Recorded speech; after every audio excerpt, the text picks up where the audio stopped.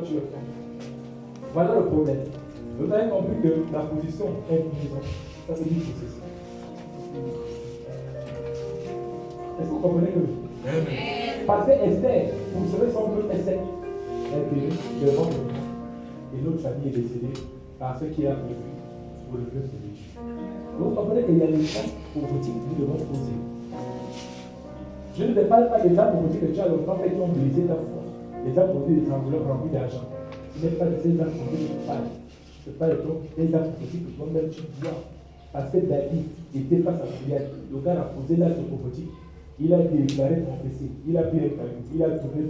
Il dit c'est un acte prophétique. Goliath de Gênes devant moi dit c'est un acte prophétique. Il a pris une position de foi. Il a dit c'est un acte prophétique. Il dit le caillou là. Il n'a pas regardé le caillou, il a regardé quoi? Son Dieu. Il a regardé l'esprit qui est avec lui, il n'a pas regardé le caillou. L'acte prophétique, mais Goliath a vu le caillou, mais Goliath n'a jamais vu l'esprit de David. Alléluia. Il n'a jamais vu l'esprit de David. Il n'a jamais vu l'esprit de David, mais il a demandé de regarder le caillou. Donc vous comprenez que quand tu es l'enfant de Dieu, fais avec ce que tu as. Yes. Il est là, Moïse, là, il regarde le serpent de Pharaon. Tu m'envoies aller délivrer un peu. Alors que moi, j'ai vu le gros serpent, là, comme le serpent que tu regardes toujours là. Celui qui te poursuit dans tes rêves. Toi, quand tu vas avancer, c'est lui que tu penses. Et je veux que tu dois le tuer d'abord dans tes pensées. Tant que tu ne tues pas le serpent dans tes pensées, il va toujours exister. La vie, Dieu dit, bon, qu'est-ce que tu as dans tes mains? Le bois, pose au sol. Il pose. Ça devient quoi? Serpent. Mais le jour où je te fais ça là, tu vas dire sur le net, et l'apôtre sorcier en train. Oui, c'est ça le véritable problème. Et n'importe Nganga. Nganga. Nganga veut dire quoi en langue? Hein? Nganga veut dire quoi? Médecin. Je suis médecin. Est-ce qu'on est pour guérir? Je suis médecin. Hein? Faut te soigner, faut te guérir. Et le grand médecin, on va mourir Jésus. Donc tu comprends que le grand guérisseur, tu cherches les guérisseurs, viens chez le grand guérisseur. Ah, mon aîné, c'est tout. Quand tu bouges les gangas là, mais il y a un ganga, mon aîné. Oh. Donc, ce qui veut dire que Dieu est capable, si tu vois quelqu'un est serpent, moi aussi je prends le serpent. Et ça, je dis dans le monde spirituel, si tu m'attaques avec la panthère, je peux me transformer en chien. C'est là où. C'est dans la panthère de votre jouet là. Donc, quand vous êtes les enfants de Dieu, si Moïse a affronté Pharaon avec le serpent, toi tu viens avec ton serpent, moi je vais t'avaler. Moi aussi, je prends la forme du serpent pour t'avaler. C'est ça, Dieu. Quelqu'un veut t'affronter avec ses armes. Dieu lui-même dit, armez-vous de tous les armes. Yes. Il dit tous les armes. Donc, eux, ils ont quelles armes là-bas?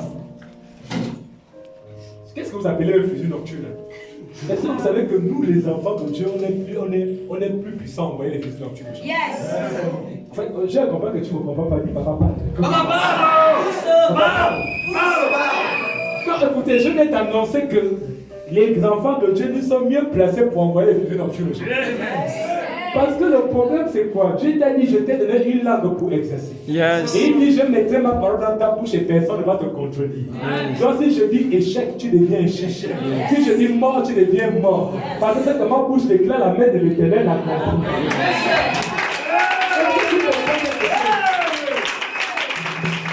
Et d'ailleurs, et c'est pour ça que Jésus t'a montré, il a dit, si tu as seulement la foi comme lui, si tu as fait mon temps haute de toi. Donc laisse-moi, c'est quoi cette affaire de fusil nocturne? Alléluia. Quand on dit nocturne dans le noir, mais nous on donne la, puisqu'il a dit vous êtes la lumière du monde. Donc peu importe les ténèbres ont reculé.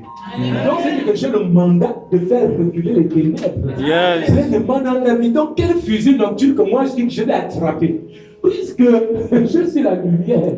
Alors, donc tu m'envoies dans les ténèbres, est-ce que je suis là-bas? Moi je suis créé pour illuminer les ténèbres. Dieu m'a envoyé sur la terre pour apporter la lumière. Et même quand j'arrive dans la lumière, même ton fusil nocturne va fuir la lumière. Parce que pour que ton fusil nocturne me touche, il faut que je sois dans les ténèbres avec moi. Mais moi, je ne peux pas demeurer dans les ténèbres. Alors je demeure dans la lumière. Aucun fusil nocturne ne pourra alors me toucher. Alléluia. Qu'est-ce que tu ne comprends pas?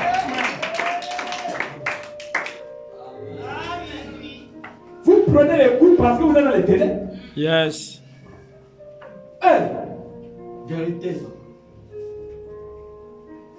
Regardez vous-même, quand tu fermes ta maison, tu vas à Minungo pendant un mois. Les cafards arrivent, les souris arrivent, mais le jour où tu rentres, tu mets seulement de la lumière. Qu'est-ce qui va fuir? Tu vas les voir faire quoi? Ils sont en train de fuir. Ils fuient. Dans la façon dont ces choses de la fuient. Quand Jésus rentre dans ta vie, il illumine ta vie.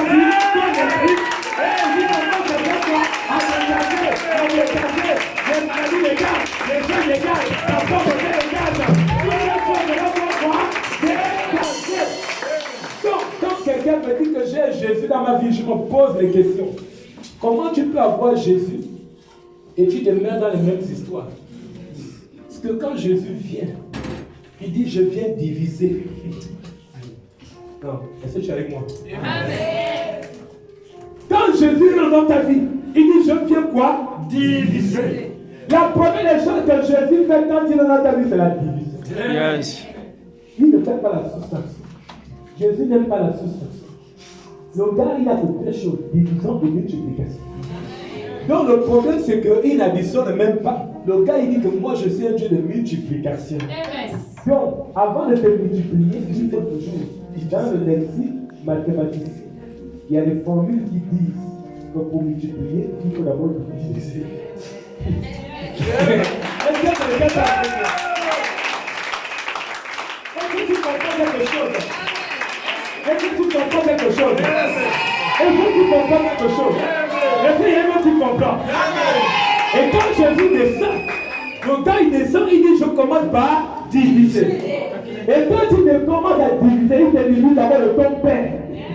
Il te divise de ta mère.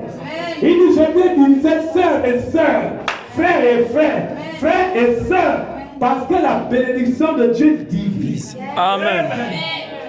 Ça, c'est ce qui nous emmène. Oh, j'ai reçu Jésus. Même Abraham a retardé sa propre bénédiction à cause de la même chose. Parce que pendant qu'il écoute, il y a certaines bénédictions qui n'arriveront pas tant que tu es dans un lieu que Dieu n'a pas choisi. Yes. Il y a un lieu de bénédiction. Écoute, il y a des liens, il y a des lieux où nous sommes dans les liens. Il y a certains liens qui ne peuvent pas nous permettre de posséder certaines choses. Et c'est ça que Dieu crée ce qu'on appelle la division spirituelle. La division des liens. Et dans ce lieu, on a la famille, on a les fréquentations, on a la parole et on a l'esprit. Donc vous comprenez que c'est un travail que Dieu fait en hologramme. L'exemple d'Abraham était clair. Il tourne. Mais quand Dieu dit à Abraham, écoute, tu as longtemps, mais c'est qu'Abraham a oublié. Tout à l'heure, lorsque je parlais des noms, le problème c'est quoi? Abraham est venu au monde lorsque son père avait 70 ans. Est-ce que je parle à quelqu'un? Il est venu au monde lorsque Abraham est venu au monde quand son père avait 70 ans. Mais là, qu'est-ce qui s'est passé? Abraham est resté stérile pendant jusqu'à 70 ans. Maintenant, quand il arrive à 70 ans, Dieu l'annonce ainsi. Dans 3 ans, tu auras un enfant. C'est quand Abraham a eu 70 ans. Et Dieu lui dit ceci. Prends les oiseaux. Prends-les. Tu les coupes, tu les tailles, tu les coupes en 1000 morceaux. Tu les déposes. Mais les corbeaux devaient venir manger. Le gars, il chasse les corbeaux. En fait, Dieu voulait tuer l'influence spirituelle qui était dans sa vie. Et le gars, il a désobéi à cette infusion. Et c'est d'ailleurs, c'est à cause de cette désobéissance à l'instruction divine que le peuple Israël s'est retrouvé en esclavage. Dans la génération que Dieu venait de bénir par Abraham, la même génération est allée en esclavage à cause de la désobéissance d'Abraham. Et c'est ce qui s'est passé. Parce que 3 ans là, quand il a dit prends les oiseaux de 3 ans, et il avait 70 ans, et Dieu venait lui dire non, dans 3 ans tu auras un enfant. Mais avant, il faut d'abord couper le lien de famille. Il faut d'abord couper le thème de la famille. Parce qu'il y a un totem dans ta famille. En fait, Dieu est en train de révéler à Abraham le totem de sa famille. L'esprit qui retardait. L'esprit, parce que c'est le thème de famille qu'il a dit. Et il devait le couper, sauf la colonne. Parce qu'il devait prendre l'envol. Yes. Est-ce que vous vous rendez compte? Et quand il l'a vu, et comme Dieu il est comme il est, vous savez, quand Dieu t'a déjà choisi, ce n'est pas Dieu qui retarde, c'est toi-même qui retarde. Amen. Quand Dieu t'a déjà choisi, il t'a choisi.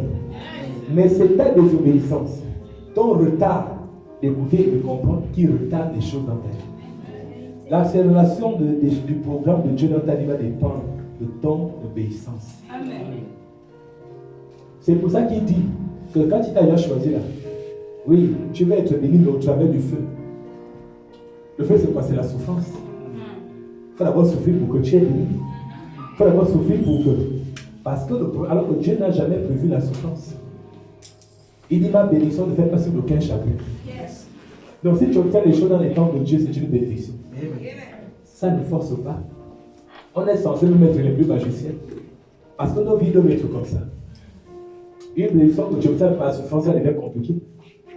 Au travers du feu. Parce que Dieu a dit, je vais te bénir. Et quand il dit après, toute la maison de ton père est éternelle. Dis à quelqu'un, il faut quitter. Apprendre à t'acquitter. Le problème, c'est que quand il a donné quitter la maison de son père, c'est quitter l'alliance. C'est sortir de l'esprit, de l'influence de la famille. La plupart de vos vies sont encore influencées par la famille. Yes. En fait, quitter la maison de son père et sa mère, c'est quitter l'influence de sa famille. Yes. Et toute influence a un esprit. Il y a l'influence spirituelle qui s'impose à vous.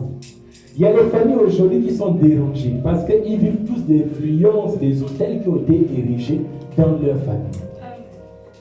Donc quand Dieu te dit, sors de la maison de ton père, parce qu'il y a un pays qu'il a choisi pour te bénir. Il faut apprendre à quitter. Mais vous êtes toujours dans la culture, dans les traditions, dans tout ceci. Attention, la culture de nos parents n'était pas tout à fait mauvaise.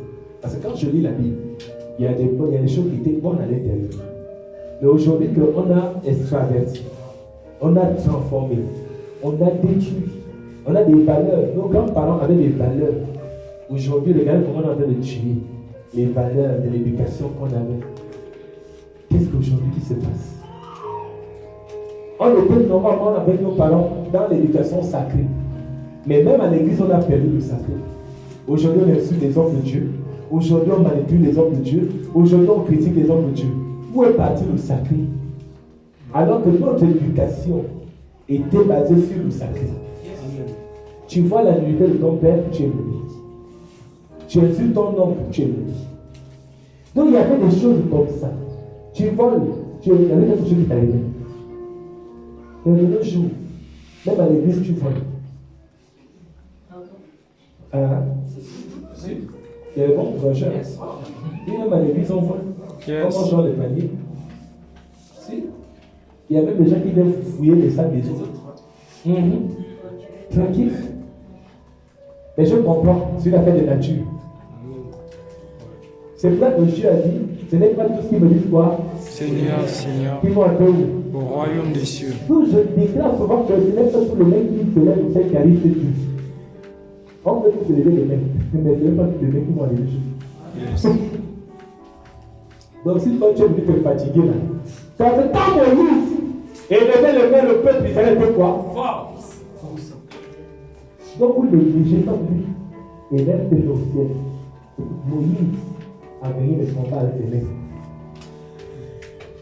Tu n'es pas dans une situation. Oh Dieu.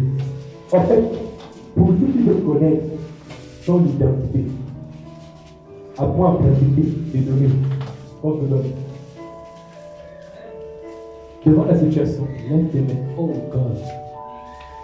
Et le fait que tu lèves tes mains, c'est là où tu sauras si tu es un Dieu. Écoute, Dieu va même permettre qu'ils viennent vers toi. Ils sont en train d'arriver. Il va même permettre que tu tombes, ils te font tomber. Ne te décourage pas, car toujours t'aimer. Ne te décourage pas. Le problème, c'est qu'ils vont marcher sur toi, et eux-mêmes vont t'arrêter. Oh, il est toujours en vie. On a marché sur lui, mais il vit encore. C'est là où tu te poses la question. Véhicule ton nom, 1, 2, 3. Et quand tu sors de la voiture, on te dit que tu es sorti à vampire. Tu n'as même pas de gratitude, tu n'as rien. Tu dis, hé Dieu! Hé Dieu! Hé Dieu! Là, c'est parce que tu as un Dieu. Dans la panique, on perd la foi.